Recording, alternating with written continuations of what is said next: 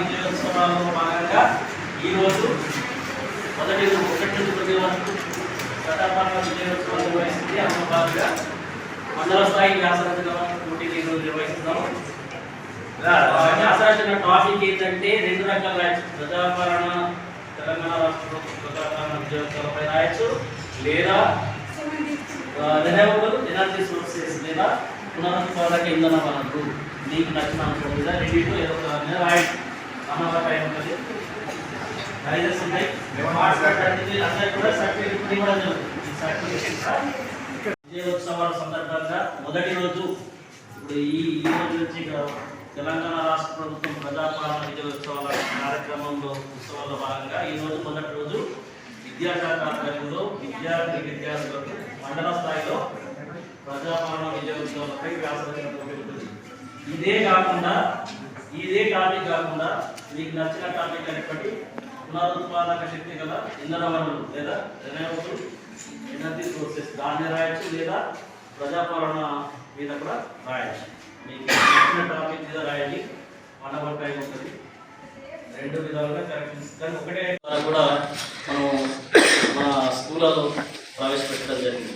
So మనం అందరం కూడా ప్రభుత్వం ప్రవేశపెడుతున్నటువంటి ఫలాలను ఏవైతే పథకాలు వినియోగించుకొని మనం ఉన్నత స్థాయిలోకి రావాల్సినటువంటి బాధ్యత మన మీద ఉంది.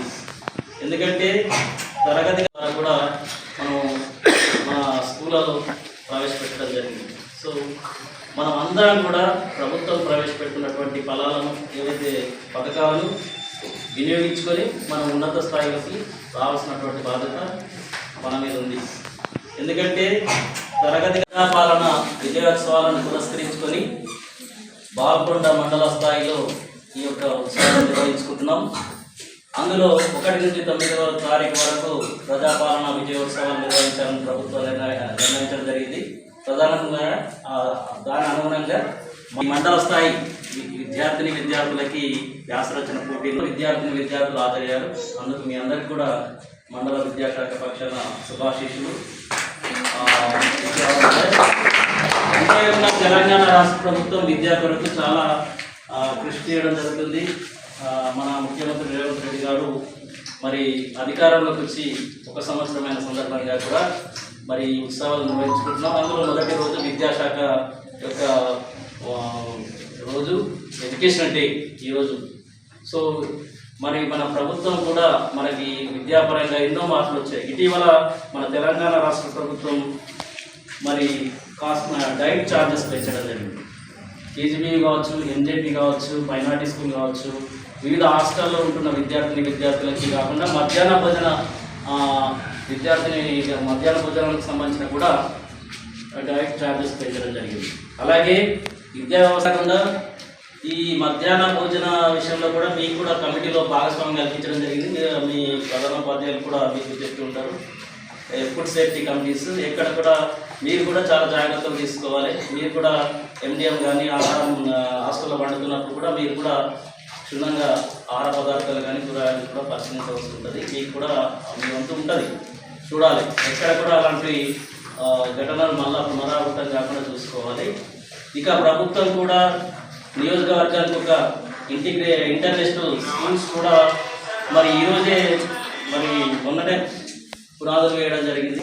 ఒక సమీకృత ఇంటిగ్రేటెడ్ ఇంటర్నేషనల్ స్కూల్స్ కూడా ఏర్పాటు చేయబోతున్నారు. సో మీరు కావాల్సిందల్లా తెలంగాణను నంబర్ 1గా ఉంచాలి. ఇక్కడ తెలంగాణ రైజింగ్ నంబర్ 1. సో విద్యా వ్యవస్థలో తెలంగాణ విద్యార్థులే ముందు వరుసలో ఉండాలి. అందుకు తెలంగాణ రాష్ట్ర ప్రభుత్వం ఏం చేసింది? ఉచితంగా విద్యుత్ ఇస్తుంది పాఠశాలకు. మరి మంచి పౌష్టికాహారాన్ని అందిస్తుంది. హాస్టల్లో డైట్ ఛార్జెస్ పెంచి ఇంకా ఉచిత దుస్తులను ఇస్తున్నారు. అంతేకాకుండా ఉచిత కరెంట్ ఇస్తున్నారు. ఇంకా శానిటేషన్ కార్మికులు ఇచ్చారు ఇటీవల. ఇంతకుముందు పాఠశాలలో శానిటేషన్ వర్కర్స్ ఉండేవారు కాదు, శానిటేషన్ వర్కర్స్ కూడా ఇచ్చారు. సో ఈ విధంగా తెలంగాణ ఇటీవల పెద్ద ఎత్తున రిక్రూట్మెంట్ కూడా చేశారు.